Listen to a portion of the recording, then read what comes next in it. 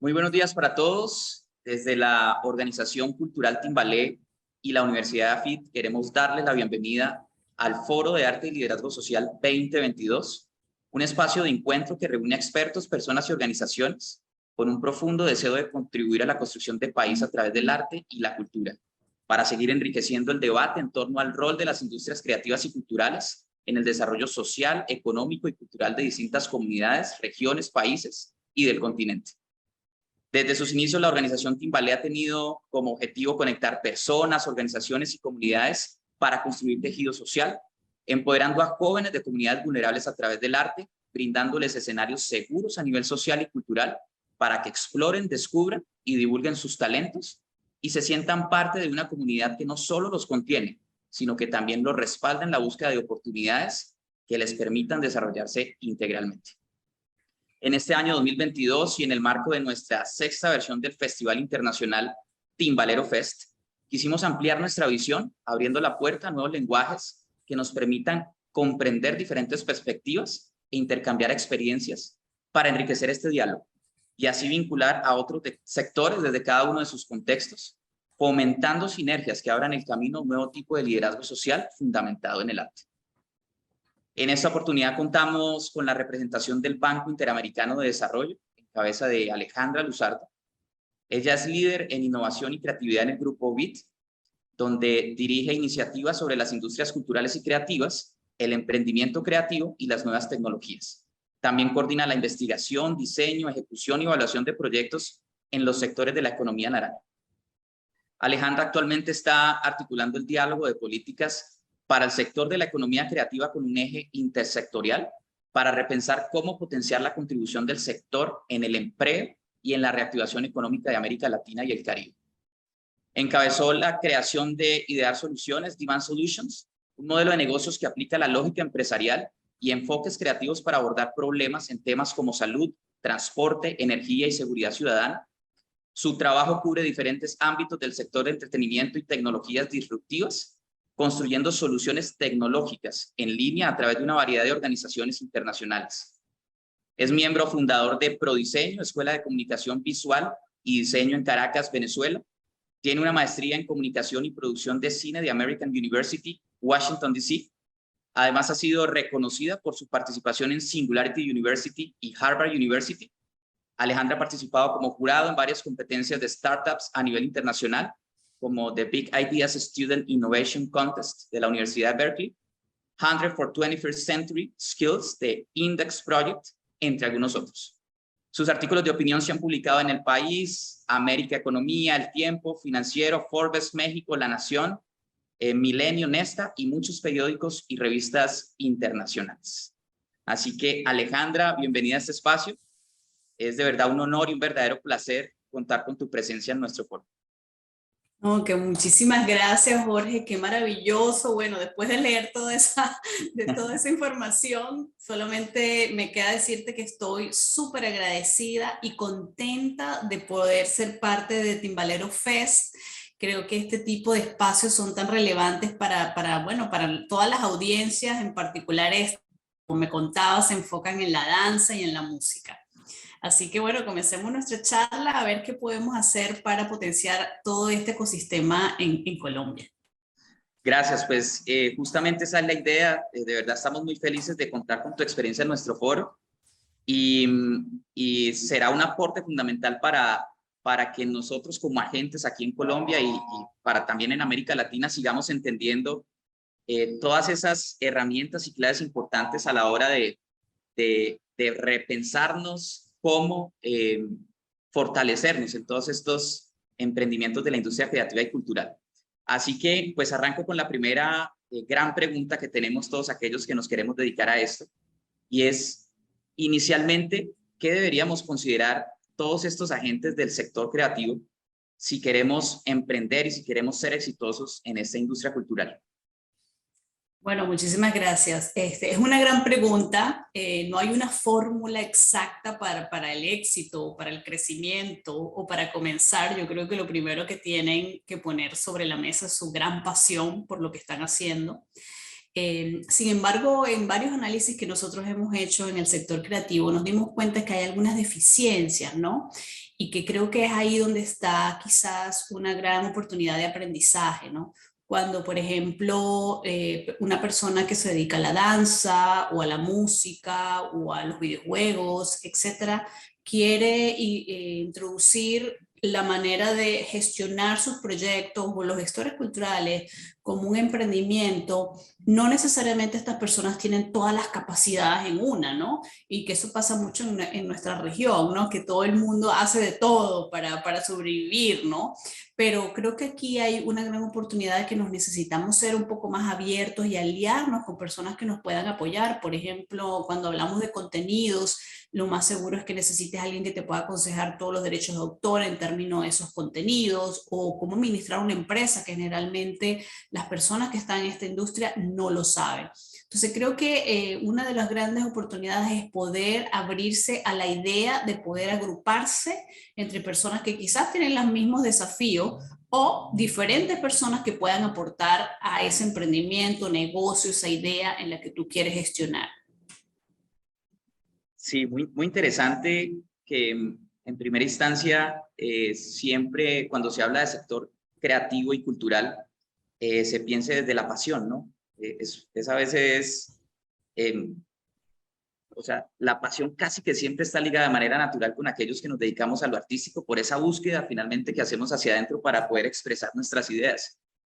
Y desde ahí, sí, perdona. No, que te quería decir, la pasión es súper relevante, pero también creo que eso nos ha jugado de alguna manera en negativo, ¿no? Y eso lo quiero traer sobre la mesa porque no es solo la pasión, o sea, la cultura como tal, creo que es un gran potencial para la creación de empleo, para el desarrollo de todos tus valores sociales. De hecho, hace poco, y esto te lo digo anecdóticamente, estuve en Mondiacult, que es la conferencia más grande de cultura que hay, y básicamente lo que pidieron era que la cultura se incluyera como un objetivo específico por derecho propio entre los próximos Objetivos de Desarrollo Sostenible de la ONU, ¿no? Así que la comunidad internacional reconoció por primera vez ese papel de la cultura en el desarrollo sostenible, la cultura cómo contribuye tanto como un sector de actividad en sí mismo, como un componente intrínseco presente en sectores de educación, trabajo decente, crecimiento económico,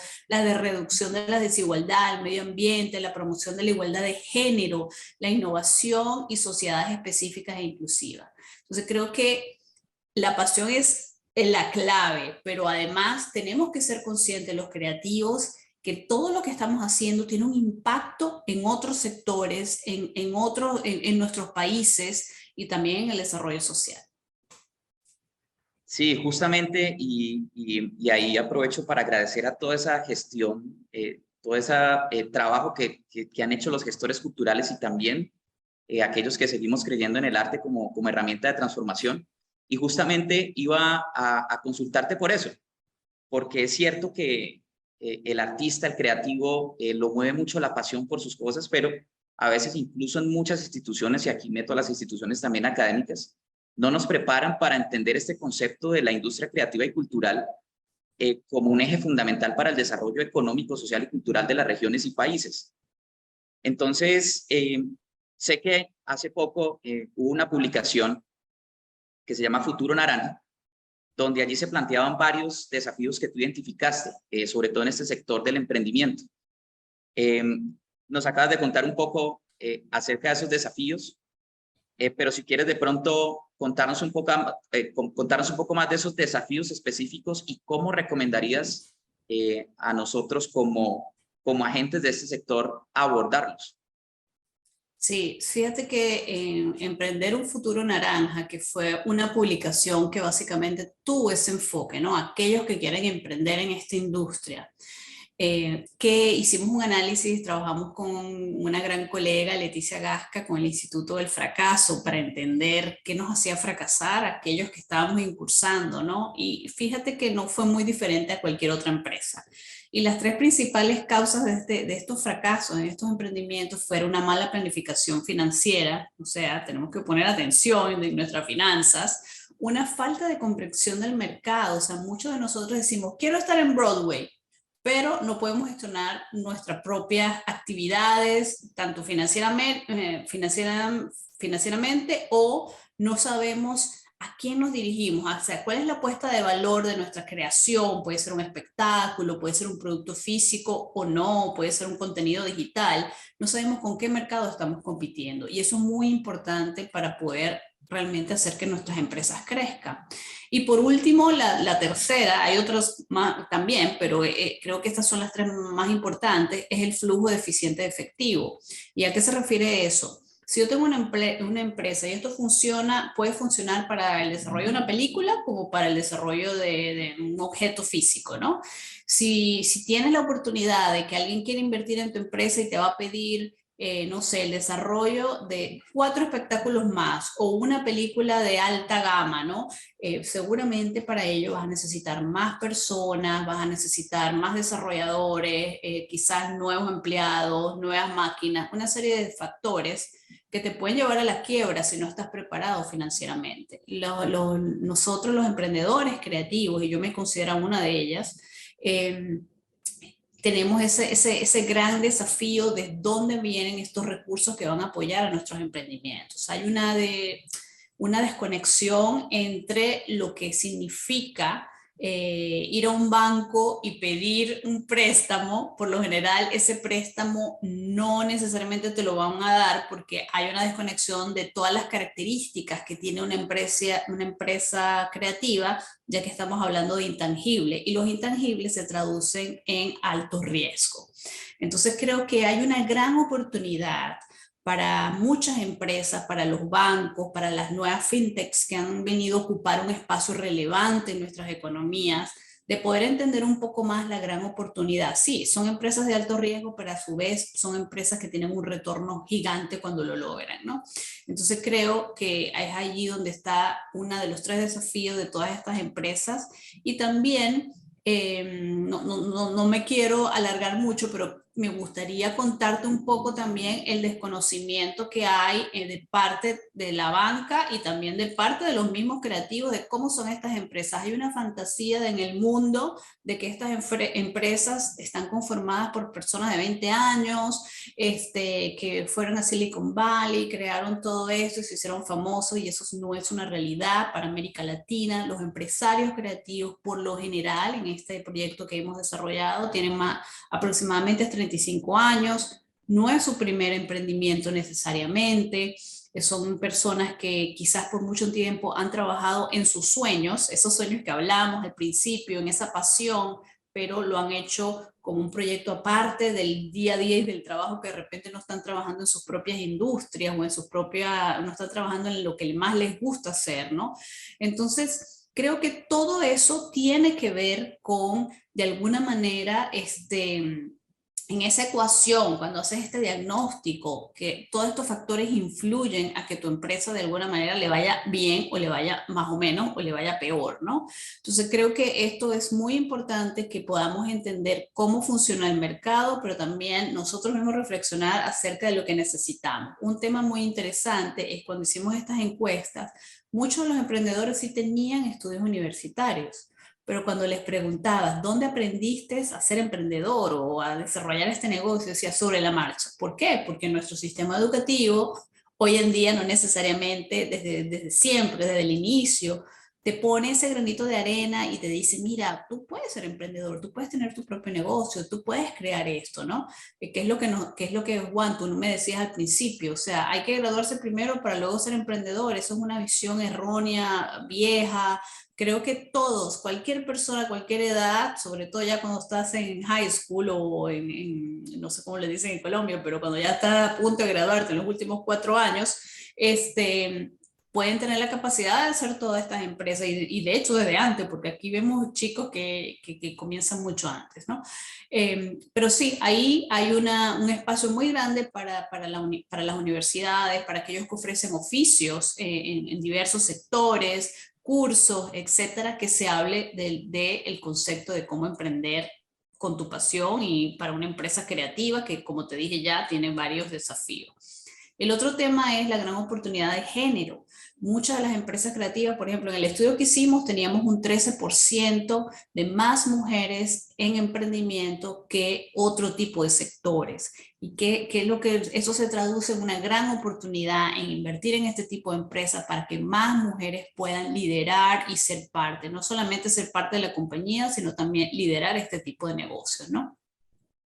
Y bueno, y creo que por último te podría decir que necesitamos aprender inglés. Es un tema que poco se discute, que poco se habla, pero por ejemplo, en toda esta inversión que ha tenido el mundo del cine en América Latina, que no es menor, es una inversión gigante y que realmente estamos, imagínate que en el 2015 apenas comenzamos a hacer la primera película para plataforma de streaming y hoy tenemos más de 200.000 películas que se están haciendo. Hemos crecido un 200.000%, pero tenemos muchísimas películas que se están haciendo en la región. El lenguaje que se maneja, la tecnicidad es en inglés, porque obviamente agrupa personas de diferentes países, de diferentes sectores que componen, lo mismo pasa seguramente en la danza, en la música, son muchos conglomerados de personas con diferentes backgrounds, diferentes, de alguna manera, profesiones, y que el inglés es clave, ¿no? Entonces creo que ahí hay también una gran oportunidad para aquellos, y tomen nota, aquellos que todavía no lo saben, o por lo menos un inglés básico que les permita comunicarse siempre va a ser algo muy positivo. Alejandra, me parece muy, muy interesante todo esto que cuentas, incluso cuando me cuentas toda esta historia, siento que es una crónica mía, o sea, es una realidad mía. En el tema de me dedicaba a otra cosa mientras decidí eh, dedicarme a la organización, en el caso mío a Timbalé, al 100%. Y yo tuve, digamos, cuando decidí lanzarme con esto, Timbalé tiene 9 años y hace 5 años, un poco más de 5 años, decidí dedicarme a Timbalé y con toda, un emprendedor que se lanzó al vacío. Y empecé con una ruta de escalamiento aquí en Colombia. Participé de varias convocatorias, algunas me fortalecieron a nivel financiero, otras me fortalecieron a nivel de modelo de negocio. También reconozco que la universidad tampoco me dio esas herramientas a nivel de emprendimiento, sino lo que tú decías fue llegar al mercado, estrellarme con ciertas cosas, aprender en la marcha y empezar como si fuera otra universidad, otro estudio en ese camino. Yo me considero digamos, de alguna manera afortunado, privilegiado de poder seguir contando esta historia, de haber pasado una pandemia y seguir apostándole al arte como herramienta de transformación y también como un modelo de negocio que también le brinda oportunidades a otras personas. Pero sé que hay muchos otros que no lo han logrado, que no lo han podido, que han, voy a decir esta palabra que suena muy cruda, pero han muerto en esa idea, en ese sueño propio. Entonces, ahorita contabas un poquito del fracaso, ¿no? Del Instituto del Fracaso. Y sé que también has ahondado mucho en esto respecto al sector. Entonces, ¿qué le dirías tú a esos emprendedores que sienten que han fracasado, que tienen esa sensación de fracaso o que sienten que no lo han logrado o que sienten que no lo van a lograr?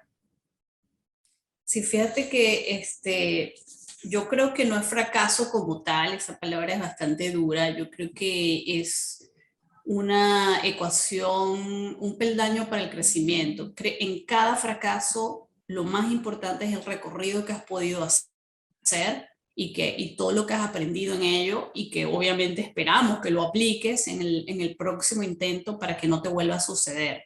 Es muy difícil que una empresa, y creo que son muy pocas que comienzan y de repente crecen y se hacen famosas sin haberlo intentado varias veces, por lo menos mínimo 3 o 4 veces, las personas lo han intentado. De hecho, tenemos casualmente nosotros un podcast que va a salir próximamente, todavía no está, tenemos una serie de podcasts que se llama Región Naranja, pero que le estoy contando es de Honduras y casualmente nace a raíz de un fracaso, porque el fracaso te hace reflexionar acerca de cosas, de tus mismas deficiencias como gestor de ese proyecto, proyecto y también te hace reflexionar acerca de lo que realmente necesitas. Lo que yo te decía al principio, que la gente no sabía con quién competía o quién era su mercado, es tan importante porque tú te puedes enamorar de tu idea y verla maravillosa y los que te rodean quizás también lo vean así, pero la realidad del mercado es otra.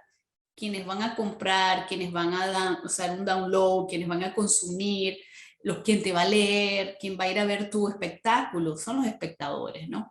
Entonces, más allá de que tú hagas algo que sabes que a ellos les va a gustar, no quiero decir eso, sino que tú estés consciente de qué te diferencia de lo que hay hoy en día en ese mundo en el que tú vas a competir. Esas diferencias son clave, porque si es el mismo espectáculo que están haciendo tus competidores, quizás no tengas tanta oportunidad, ¿no? Pero si es algo que te va a hacer diferente, ya sea musicalmente, visualmente, en términos de iluminación, o sea, hay miles de factores que te pueden crear esa diferencia. Entonces creo que eso es algo muy importante, pero fracasar es importante, fracasamos todos los días. Además hay una analogía con los videojuegos que yo amo, que es básicamente tú comienzas, fracasas y vuelves a comenzar, y eso es lo que tienen de alguna manera los niños, ¿no? Que no tienen miedo de volver a empezar otra vez a construir, y eso creo que un emprendedor tiene que tener esa pasión y esa voluntad de poder volver a empezar para lograr su sueño.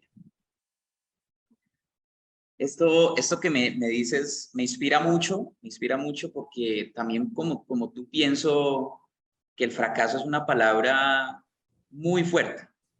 En mi caso, por lo menos, también quiero compartir en algunos momentos de esta historia, pues he querido tirar la toalla.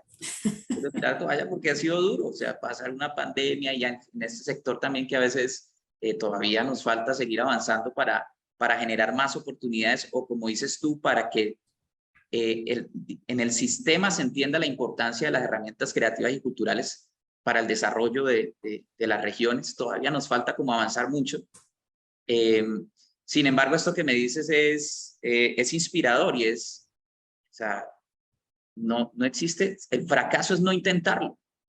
El fracaso es morir en el primer intento, y aquí comparto que con Timbalé han habido sensaciones de como, pues madre, no hay la luz, no veo la luz, pero vamos a darle, vamos a darle, vamos a darle, y te digo que desde ahí es donde llega la sensación de privilegio, pero realmente es una búsqueda y un intento constante por ese sueño, entendiendo también que hay que sumar otras herramientas adicionales para poder entrar al sistema y mantenerse.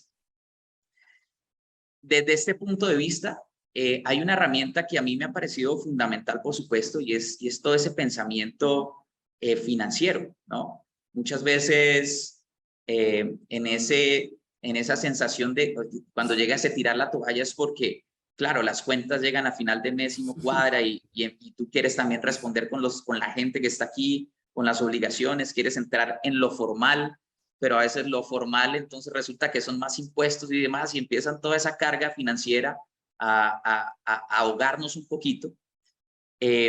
Entonces, incluso ahorita también a veces me pasa yo teniendo esta experiencia, entonces poniéndome nuevamente en ese comienzo de esos emprendedores, de esos empresarios del sector creativo, y entendiendo esta parte financiera como un cuello de botella para muchos.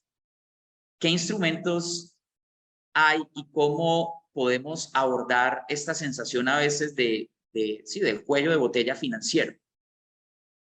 Sí, fíjate que hay dos cosas. Lo primero es que hay una tendencia, sobre todo a los sectores bastante culturales, en donde queremos que los gobiernos de alguna manera nos apoyen económicamente con una diversidad de iniciativas, ¿no? Como sabemos, hoy en día, y sobre todo ahora con la pandemia, a veces eso no es posible porque, bueno, las prioridades van cambiando, nadie se esperaba una pandemia por tanto tiempo, ¿no?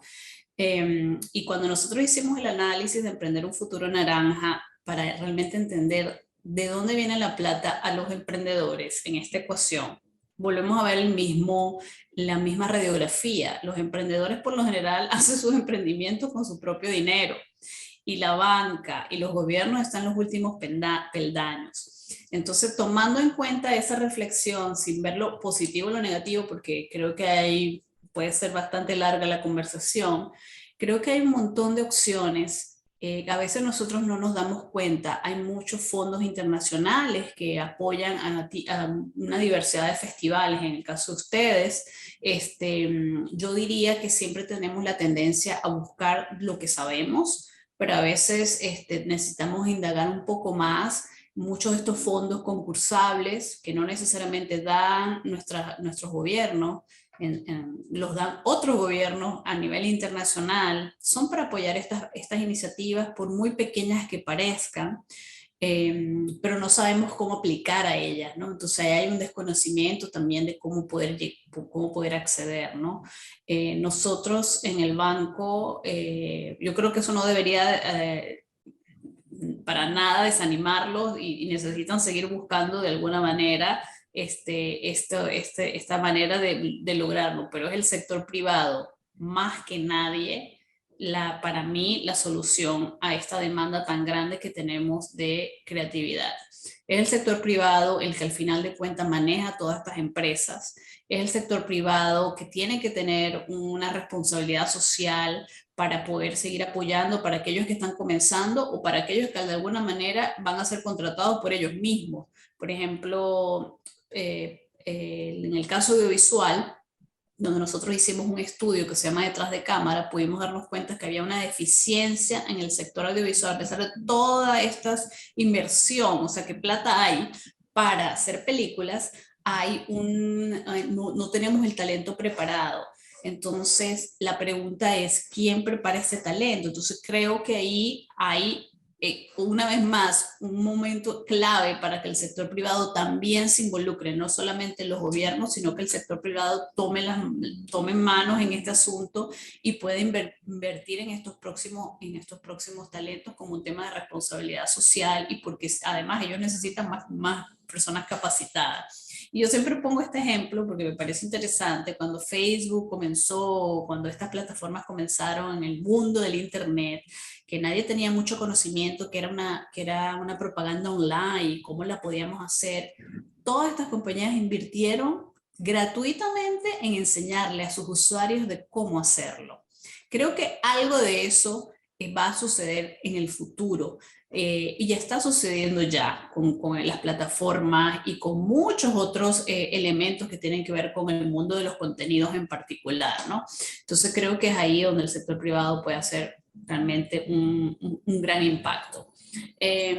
Volviendo al tema de los productos financieros que me comentabas, bueno, mira, el banco ha desarrollado junto a los gobiernos, y hago esta aclaratoria porque es súper interesante que podamos también ver varios productos financieros para apoyar las industrias culturales y creativas, y te voy a mencionar algunos únicamente, como los vouchers, que se hicieron en diferentes modalidades. Por ejemplo, se hicieron para Paraguay, para emprendedores que estaban apenas comenzando, pero también habían otras modalidades donde este voucher básicamente lo que se daba a las compañías era como al revés, se les daban a las compañías para que las compañías contrataran a creativos para hacer un diseño, un desarrollo de contenido, etcétera, ¿no? Esto mismo se hizo no solo en Paraguay, se hizo en Argentina, también se hicieron, por ejemplo, otros productos como el Fondo Naranja, que se lanzó para Banco El Dex con el apoyo del BID, y bueno, y a lo largo del IDB Lab se han apoyado muchos fondos internacionales de América Latina que apoya a emprendimientos mucho más pequeños, ¿no? O sea que por ahí creo que hay una gran oportunidad para entender que hay diversidad de maneras para poder acceder a este tipo de apoyos, ¿no? Pero para ser honesta, el sector privado es clave sobre todo para un festival. Claro, nosotros también tenemos claro que aquí es una articulación de diferentes sectores que nos permitan seguir enviando un mensaje o seguir enviando el mensaje que es para que podamos tener buenas articulaciones y finalmente aportar desde todos nuestros talentos y pensar en un largo plazo, ¿no? Con nuestras organizaciones. Sé que el BID tiene muchas, tiene publicaciones, infinidad de libros que recomiendan a nosotros como empresarios del sector creativo de diferentes formas. Sé que existen estos vouchers también pero quisiera de pronto contarle a la gente, a la audiencia, cómo pueden acceder a ellos, a esos vouchers, ¿no? Porque, es decir, ¿hay algún No, link? ¿Hay sí, algunas fíjate, descargas? no, ¿Hay no, algunas? deja que te, un poquito para que entiendas, este proyecto se hizo para Panamá, con el gobierno de Panamá, y eso, ¿entiendes? Fue un proyecto muy puntual, el tema de los vouchers. No es Okay. que el banco tiene a disposición vouchers ni nada, sino esto se hizo un diseño para un proyecto. Fíjate que creo que es importante aclarar que el BID no trabaja necesariamente con personas en particular, o sea, no es una transacción uno a uno. El BID, su misión es trabajar con los gobiernos de América Latina para apoyarlos en sus estrategias, para apoyarlos en sus políticas públicas, para apoyarlos en sus operaciones, en sus inversiones, etcétera, ¿no? Entonces, todos estos ejemplos que te puse tienen que ver con esa lógica, ¿no? La lógica que el BID está apoyando a los gobiernos. Por ejemplo, en el caso del fondo que se hizo para Naranja, pues fue el banco apoyando a Bancoldex. A través del gobierno. O sea, estratégicamente tiene que esto venir de una estrategia de gobierno en donde sea una prioridad para ellos y que sea relevante, ¿no? Entonces, bueno, solo quería aclarar esa parte. En el caso de los productos de conocimiento, nosotros sí tenemos una serie de productos de conocimiento, todos gratuitos, publicaciones, pueden poner industrias creativas, pueden poner economía naranja, pueden poner bueno, cualquier sector. Casualmente acabamos de sacar una colección que habla de música, de gastronomía, de museos, etcétera, y la intersección con las nuevas tecnologías. Todos están gratuitamente en la página web del banco. Así que ahí hay algo súper interesante en ese sentido. También tenemos un curso para aquellos que tienen que ver con la gestión de la cultura y la creatividad. Es un MOOC que es gratuito también y que está disponible. Tiene como sus etapas cuando se abre y se cierra, ¿no? Entonces también está en la página web del banco. Y tenemos un podcast que se llama Región Naranja, en donde contamos las historias que nadie conoce de las industrias culturales y creativas, que los invito a todos a escucharlo porque hay muchas historias súper interesantes de emprendedores y de cómo ellos lo han podido lograr y hacer, ¿no? Que creo que es muy inspirador en ese sentido, ¿no? Alejandra, no, estoy aquí, creo que nos demoraríamos mucho tiempo conversando de muchas cosas que me parecen supremamente interesantes, pero bueno, entiendo que este es un primer paso, primera invitación de muchas otras invitaciones que nos gustaría hacerte aquí, deseando que la próxima también sea a nivel presencial para que sigamos articulándonos y moviendo aquí eh, instituciones en torno a lo que significa pues el tema de las industrias creativas y culturales. Yo quisiera ya como para terminar, contarle a este público, sobre todo que tenemos pues, público aquí en Colombia. De todas formas, también esto será transmitido por diferentes canales digitales de la Universidad de AFIT y también de nuestra organización. Pero quiero contarle a la gente y específicamente desde el banco qué oportunidades para Colombia en este momento existen en esas articulaciones con el gobierno o con diferentes instituciones o diferentes iniciativas articuladas con otras organizaciones que existan para artistas, gestores, líderes sociales y culturales, empresarios de la cultura aquí en Colombia. Sí, fíjate que, o bueno, más bien quiero invitarlos a todos. Creo que esta es uno de los proyectos que he tenido a lo largo de todos mis años de experiencia más interesantes que hemos desarrollado con el equipo de Netflix, así que va a ser interesante este proyecto que ya se lanzó, pero que lo vamos a relanzar para que todos aquellos se puedan inscribir y registrar. Es un proyecto que tiene que ver con el sector audiovisual, que tiene que ver para dar oportunidades en diferentes regiones de Colombia, que tiene que ver con que no necesitas saber de este sector y te vamos a acompañar a lo largo básicamente de 2 años para que puedas desarrollarte en oficios que tienen que ver con el sector audiovisual desde el principio y todo eso está en la página web y la idea es que al final puedas tener una experiencia en producciones reales en Colombia, ¿no? Entonces creo que este proyecto es el proyecto que te puedo contar en este momento, que es el que estamos trabajando con el Ministerio de Cultura, que está increíble, que realmente estamos muy enfocados en, es un proyecto para todos, pero sobre todo para mujeres que a veces no están incluidas en estas oportunidades, para poblaciones afro, para poblaciones indígenas, para la comunidad LGBTQ+, y para la comunidad migrante. Así que es súper interesante y próximamente, bueno, espero que todos los que estén viendo esto y aquí con Juan vamos a hacer una estrategia para que la invitación ya cuando se hagan las inscripciones, pues puedan ustedes accederlas a través de Timbalé. Sería genial que nos pudieran apoyar con eso para brindar esta gran oportunidad.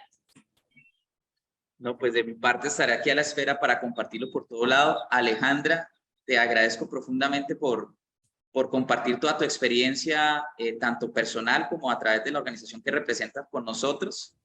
Y bueno, deseo que, como te decía ahorita, podamos seguir en esta construcción, seguir enviando este mensaje a todas las regiones, poblaciones, comunidades de la importancia del arte, de la industria creativa y cultural para el desarrollo personal, para el desarrollo colectivo y finalmente desde ahí para generar acciones de transformación a nivel comunitario. Entonces, mil y mil gracias. Nos veremos seguramente en una próxima oportunidad. Y bueno, bienvenida a Colombia desde ya, bienvenida aquí a Timbalé. Nos vemos entonces nuevamente próximamente. Muchísimas gracias por la invitación y de verdad ha sido un honor poder estar acá con ustedes. Y a todos ustedes, la audiencia, también los quiero invitar a que se sigan conectando con todos nuestros conversatorios del Foro de Arte y Liderazgo Social 2022. Hoy, 25 de noviembre, abrimos con el foro, pero tenemos nuestro Timbalero Fest en los próximos 26 y 27 de noviembre. Venimos con todo lo que ha pasado en 5 versiones anteriores en términos de impacto, de integración, de inclusión a través de la danza y la música, con nuestros talleres formativos de artistas internacionales, nacionales, y también con estos escenarios de generación de nuevas audiencias alrededor del arte como herramienta de transformación. Muchísimas gracias y nos seguimos viendo. Muchísimas gracias.